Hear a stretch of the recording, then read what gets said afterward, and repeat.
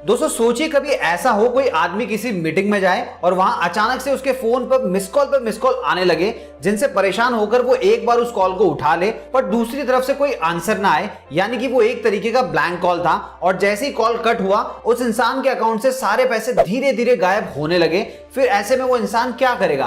अब आप सोच रहे होंगे बिना ओटीपी बस मिस कॉल और ब्लैंक कॉल से पैसे निकाल लेना कैसे पॉसिबल है? तो आपको बता दूं ये कॉलिंग से होने वाला फ्रॉड है, जिसे आप साइबर क्राइम और सिम स्वैप फ्रॉड का एडवांस वर्जन कह सकते हैं। इसे करने के लिए हैकर्स दो मेथड का इस्तेमाल करते हैं। इससे पहले जब भी कहीं ऐसा फ्रॉड होता था तो उसमें बिना ओटीपी और सिम के पीछे दिए गए 20 डिजिट वाला नंबर पता किए लोगों को लूटना मुश्किल हुआ करता था। फिर अब बिना ओटीपी बस मिस कॉल से पूरा अकाउंट खाली कैसे हो सकता है? क्या सच में ऐसा हुआ है या फिर ये सिर्फ एक अफवाह है? और अगर ये अफवाह नहीं है फिर ये फ्रॉड एग्जैक्टली कैसे होता है और इन फ्रॉडस्टर्स को हमारे बैंक डिटेल्स कहां से मिलते हैं? सिम स्वैप फ्रॉड ये मामला आज इतना सीरियस हो गया है कि अब तो पुलिस वालों ने भी रोड पर आकर इस तरीके के मिस कॉल को ना उठाने और इससे दूर रहने के लिए कहा है। सो दोस्तों ऐसे में अगर आप भी इन केसेस के पीछे छिपी रियल स्टोरी जानना चाहते हैं ताकि ऐसे केसेस आपके साथ ना हो तो इस वीडियो को बिल्कुल भी मिस मत कीजिएगा, क्योंकि मैं आज आपको इस वीडियो के अंदर ये बताने वाला हूं कि ये होता कैसे है, इससे बचा कैसे जाए और मान लीजिए ऐसा अगर किसी के साथ हो गया तो उसके पैसे वापस आएंगे और अगर आएंगे तो लाने के लिए क्या करना होगा,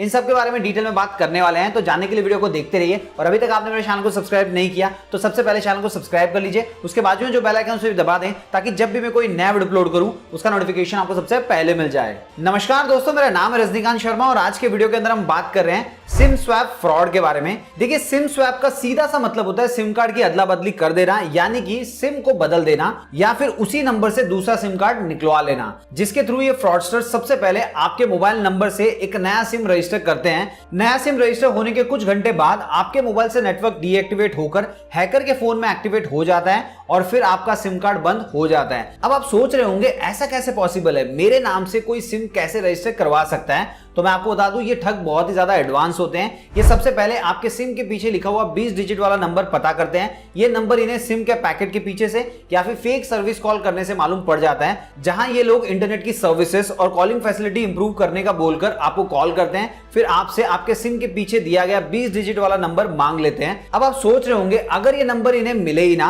मतलब लोग कॉल पर इन्हें ये नंबर ना दे, तो क्या इस फ्रॉड से बचा जा सकता है? तो दोस्तों मैं आपको बता दूं बहुत ही कम ऐसे केसेस होते हैं जहां ये कॉल करके नंबर निकलवाते हैं, वरना मोस्टली ये लोग नंबर सिम के पैकेट के पीछे से ही ले लेते हैं, जिसे हम सिम को फोन में लगा लेने के बाद में कचरा समझकर बिना डिस्ट्रॉय किए डस्टबिन में फेंक देते हैं, जिससे इनके पास आपका नंबर और बेसिक डिटेल्स आ जाते हैं। दोस्तों इस ठगी में इनके साथ और भी कई सारे लोग मिले हुए होते हैं। इनका एक पूरा का पूरा ग्रुप होता है जो इस फ्रॉड को एक साथ मिलकर अंजाम देता है। एक रिपोर्ट के अकॉर्डिंग 2018 में सिम स्वैप फ्रॉड के जरिए इंडिया के 200 करोड़ रुपए उड़ा लिए गए और ये तो बस वो डेटा है जिसकी रिपोर्ट पुलिस को मिली थी। वहीं बहुत सारे फ्रॉड ऐसे भी है जहां लोग शर्म के मारे केस ही नहीं करते हैं। आज भी इंडिया में 80% से ज्यादा सिम स्वैप वाले केसेस हैं जिन्हें अब तक रिकवर नहीं किया जा सका, जिसे रोकने के लिए नवंबर 2022 में गवर्नमेंट के थ्रू कुछ एनालिटिकल चेंजेस आने की बात कही गई थी जो अभी तक अंडर प्रोसेस है। ऐसे में इस फ्रॉड से बचना हमारी और आपकी जिम्मेदारी बनती है। देखिए दोस्तों इस फ्रॉड को अंजाम देने के लिए सबसे पहले फ्रॉडस्टर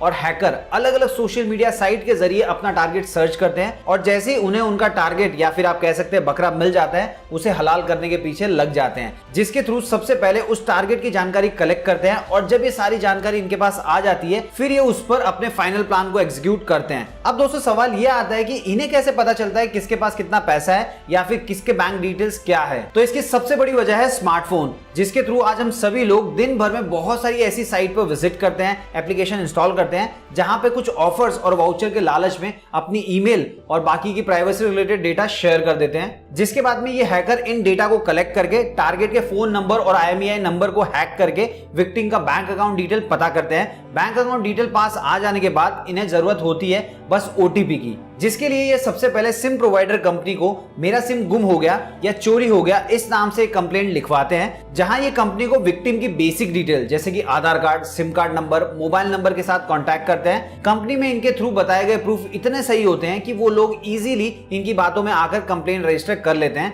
जिसके बाद में कंपनी नया सिम कार्ड जारी करने का प्रोसेस शुरू कर देती है, जहां प्रोसेस कंप्लीट होते ही आपके फोन से नेटवर्क गायब होकर हैकर के फोन में चला जाता है, जहां ये पहले से ही एक PC में इंटरनेट बैंकिंग और उससे रिलेटेड ट्रांजैक्शन की डिटेल्स फिल करके बैठे होते हैं। जरूरी होता है तो बस ओटीपी, जिसके लिए सिम स्वैप का सहारा लेते हैं और फिर सिम बंद करवा के उसकी ओटीपी अपने फोन पर मंगवाते हैं और लोगों को ठगने का काम करते हैं। रही बात बैंक डिटेल्स की, तो इसे ये दूसरी सोशल मीडिया और फेक साइट के थ्रू पता कर लेते हैं। अब आपके दिमाग में डाउट आ रहा होगा कि जब नंबर और बैंकिंग डिटेल्स इन्हें सिम के पैकेट या फिर दूसरे तरीके से मिल जाता है, फिर ये बार बार मिस कॉल क्यों मारते हैं? तो आपको बता दूं, इनके इस मिस कॉल मारने की सबसे बड़ी वजह होती है टारगेट को इरिटेट करके फोन से दूर करना या फिर उसे फोन उठाने और स्विच ऑफ करने के लिए मजबूर करना। फॉर एग्जांपल, जब ये किसी टारगेट को सिलेक्ट करते हैं तो सबसे पहले ये पता करते हैं कि वो इंसान दिन में सबसे ज्यादा बिजी कब होता है, और जब इन्हें अपने टारगेट के बिजी टाइम का पता चल जाता है तब ये उसी टाइम पर नॉन स्टॉप मिस कॉल मारते हैं, जिससे परेशान होकर टारगेट दो काम करता है। सबसे पहला अपना फोन स्विच ऑफ कर देता है और दूसरा ऐसे कॉल से परेशान होकर एक बार कॉल उठा लेता है, जो उसकी सबसे बड़ी गलती होती है। अब आप सोच रहे होंगे, अगर वो कॉल उठाए ना या फिर फोन स्विच ऑफ ना करे तो क्या करे? तो आपकी सेफ्टी के लिए बता दूं, ना तो कॉल का जवाब दें और ना ही उसको स्विच ऑफ करें। बस चुपचाप उस नंबर को ब्लॉक करें। जहां अगर नंबर ब्लॉक करने के बाद अगर दूसरे नंबर से कॉल आता है तो फिर उसकी कंप्लेंट करें। अब कंप्लेंट कहां करना है ये मैं आपको बाद में बताऊंगा, लेकिन उससे पहले फोन उठाने या स्विच ऑफ करने से फ्रॉडस्टर को क्या फायदा होता है उसके बारे में बात कर लेते हैं। सबसे पहला, ऑन कॉल ओटीपी वेरीफाइड हो जाता है, जहां फोन पर ओटीपी मांगने के लिए ये सबसे पहले आपके मोबाइल पर आने वाली सभी ट्रांजैक्शन वाली कॉल को एक ब्लैंक कॉल के जरिए डाइवर्ट करते हैं। जब ये सारी कॉल डाइवर्ट हो जाती है, फिर ये उसे ब्लैंक कॉल के थ्रू आपके नंबर पर फॉरवर्ड करती है, जहां अगर आपने गलती से एक बार भी फोन उठा लिया तो इनका काम बन जाता है। जो ओटीपी आपके फोन पे आने वाली होती है वो कॉल डाइवर्ट होने की वजह से इन फ्रॉडस्टर के नंबर पर फॉरवर्ड हो जाती है और ओटीपी की मदद से ये आपके अकाउंट से अनवांटेड ट्रांजैक्शन या फिर अनऑथोराइज्ड ट्रांजैक्शन कर देते हैं, और मीटिंग की वजह से आप इन ट्रांजैक्शन पर ध्यान नहीं दे पाते, और जब आपकी नजर इन ट्रांजैक्शन वाले एसएमएस पर पड़ती है तब तक पूरा अकाउंट खाली हो चुका होता है। दूसरा, मान लीजिए ऐसे केसेस में जब टारगेट मल्टीपल मिस कॉल मारने के बाद में भी फोन नहीं उठाता, तो ये फ्रॉडस्टर तब तक उसे परेशान करते हैं जब तक वो अपना फोन फ्लाइट मोड पे या फिर स्विच ऑफ नहीं कर दे। अब आपके दिमाग में डाउट आ रहा होगा कि फोन स्विच ऑफ करने से हैकर को क्या फायदा होगा? तो आपको बता दूं, मोस्टली जब कॉल के थ्रू ओटीपी नहीं मिल पाता तो ये हैकर्स और फ्रॉडस्टर सिम स्वैप करने का सहारा लेते हैं। एक सिम को स्वैप होने में मैक्सिमम 3 से 4 घंटे लगते हैं। सिम की स्वैपिंग इजीली हो सके इसलिए आपको परेशान करते हैं और आपका नंबर स्विच ऑफ करवा देते हैं, और जितनी देर तक आपका नंबर स्विच ऑफ रहता है उतनी देर में ये सिम स्वैप करके फॉल्स ट्रांजैक्शन के जरिए आपका पूरा अकाउंट खाली कर देते हैं। अब जब टारगेट मीटिंग से निकलकर फोन को दोबारा स्विच ऑन करता है तो उसे पता चलता है कि उसका सिम स्वैप हो चुका है और उसका अकाउंट भी खाली हो चुका है। अब सवाल आता है कि अगर किसी के साथ गलती से ऐसा हो जाए तो उसे क्या करना चाहिए? तो मान लीजिए अगर किसी ने पूरी सेफ्टी बरती फिर भी उसके साथ ऐसा कुछ हो गया, तो ऐसे केसेस में फ्रॉड भले ही सिम स्वैप और मिस कॉल से हो, पर इसका मेजर कारण होता है हमारा डेबिट कार्ड और क्रेडिट कार्ड। तो इसलिए ऐसी सिचुएशन में आपको सबसे पहले कस्टमर केयर को फोन करके अपना डेबिट कार्ड और क्रेडिट कार्ड ब्लॉक करवा देना चाहिए, ताकि आगे से ऐसे फॉल्स ट्रांजैक्शन ना हो सके। और इसके बाद में जिस बैंक के अकाउंट से सारे ट्रांजैक्शन हो गए हैं उन्हें एक रिटर्न में कंप्लेंट देनी चाहिए। इसके साथ ही गृह मंत्रालय के अंडर में काम करने वाले साइबर क्राइम डिपार्टमेंट वालों को भी इसके बारे में ट्वीट करके बताना चाहिए। इसके अलावा www.cybercrime.gov.in पर भी जाकर शिकायत करनी चाहिए। रही बात पैसे वापस आएंगे कि नहीं, ऐसे केसेस में रिकवरी होगी या नहीं इसकी कोई गारंटी नहीं दी जा सकती, इसलिए मेरी मानिए तो इस तरीके के फ्रॉड को होने से पहले ही रोक दीजिए। अब आप ये कैसे रोक सकते हैं, आइए उसके बारे में भी जान लेते हैं। सबसे पहला, अननोन नंबर से आने वाले कॉल को आंसर ना करें।